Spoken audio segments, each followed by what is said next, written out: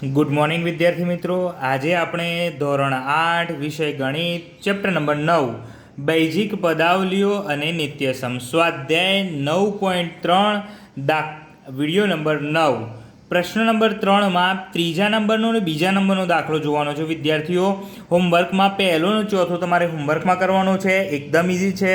આ દાખલા આવડી જશે તો તમને હોમવર્કમાં દાખલા છે એ ઇઝીલી ફાઈ જશે. તો અહીંયા રકમ આપી છે વિદ્યાર્થી મિત્રો -10/3 PQ નો ઘન ગુણ્યા 6/5 પીનો ઘન અને ક્યુની એક ઘાત કહેવાશે. અહીંયા પીની એક ઘાત છે તો અહીંયા ક્યુની એક ઘાત છે. અહીંયા ક્યુની 3 ઘાત છે તો અહીંયા પીની 3 ઘાત છે. તો વિદ્યાર્થી મિત્રો પહેલાં તો આપણા જે બંનેના સહગુણકો જે આ આંકડાકીય માહિતી છે એનો આપણે ગુણાકાર કરી દઈશું.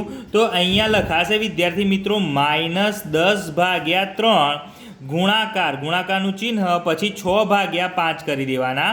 આ રીતે આ આખું આપણે એક કૌંસમાં લઈ લઈશું, મોટા કૌંસમાં. ત્યાર પછી જે વધ્યું હશે એ પણ આપણે ગુણાકારમાં જ લખીશું. પી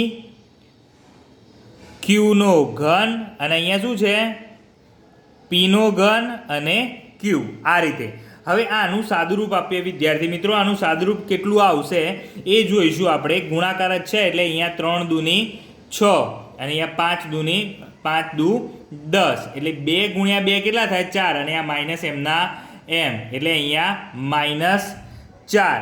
હવે આ પીની એક ઘાત છે અને અહીંયા પીની 3 ઘાત છે. જો આધાર સરખા ગુણાકારનું ચિહ્ન તો ઘાતોનો સરવાળો. અહીંયા એક ઘાત કહેવાય, 3 + 1 ઘાત એટલે કેટલી થાય 4 ઘાત. એટલે પીની 4 ઘાત અને ક્યુની પણ કેટલી થાય અહીંયા જો આ ક્યુ અને આ ક્યુ 3 + 1 એટલે 4 ઘાત. અહીંયા પીની ઘાત અને અહીંયા આ પીની ઘાત તો કેટલી થાય 4 ઘાત. એટલે આપણો જવાબ શું આવે વિદ્યાર્થી મિત્રો -4 પીની 4 ઘાત ક્યુની 4 ઘાત. છે ને એકદમ ઇઝી વિદ્યાર્થી મિત્રો. હવે ફરીથી આપણે એકવાર બીજો દાખલો જોઈશું. તમારે ઘરેથી કમ્પ્લીટ આ રીતે જ બીજા 2 દાખલા હોમવર્કમાં કરવાના કીધા છે.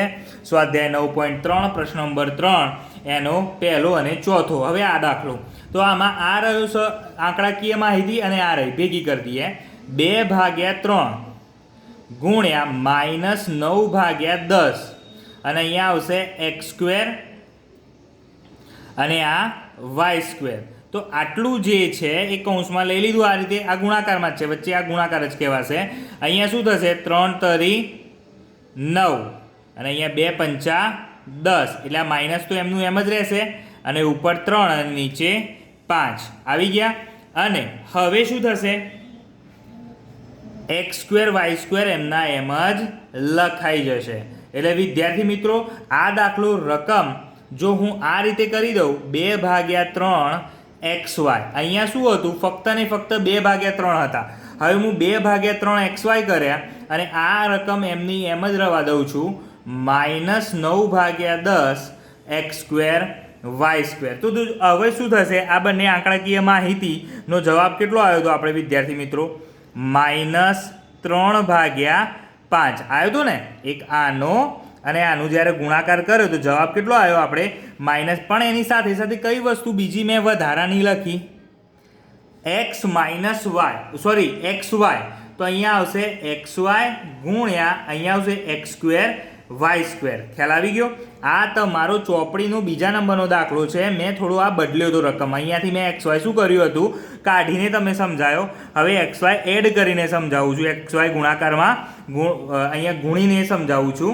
એટલે x 1 છે અને અહીંયા 2 છે તો શું થશે xની 3 ઘાત. અહીંયા આ બંને શું થશે 3 ઘાત. એટલે જવાબ શું આવશે -3/5. તો વિદ્યાર્થી મિત્રો આ રીતે આપણે આ દાખલો ગણેલ છે. મેં ઓનલી ફોર સમજાવવા પૂરતું તમને 2 વાર અલગ અલગ રીતે ગણીને બતાવ્યો છે જેમાં રકમ બદલી છે. મેં ચોપડીની રકમ આ રહી, ખ્યાલ આવ્યો. અને આ ખાલી મેં xy પહેલાં કાઢીને તમને સમજાવ્યું કે જો xy ના લખીએ તો આ રીતનો જવાબ આવે અને જો xy એડ કરીએ તો બંનેનો ગુણાકાર કેવી રીતે થાય અને સંખ્યાકીય જે માહિતી છે આંકડાકીય માહિતી છે એનો પહેલાં ગુણાકાર કરી દેવો. ખ્યાલ આવી ગયો વિદ્યાર્થી મિત્રો. તો આજે આપણે સ્વાધ્યાય 9.3નો દાખલા નંબર પ્રશ્ન નંબર 3 જેમાં ત્રીજો અને બીજો દાખલો જોયો છે વિદ્યાર્થી મિત્રો. તમારે આ જ રીતે દાખલા નંબર હોમવર્ક આવ્યો છે પહેલો અને ચોથો જે અહીંયા લખેલું છે વિદ્યાર્થી મિત્રો તમે નોટ ડાઉન કરી શકો છો. આ દાખલા પણ નોટબુકમાં લખીને તૈયાર કરવાના રહેશે. અસ્તુ. જય હિન્દ, જય ભારત.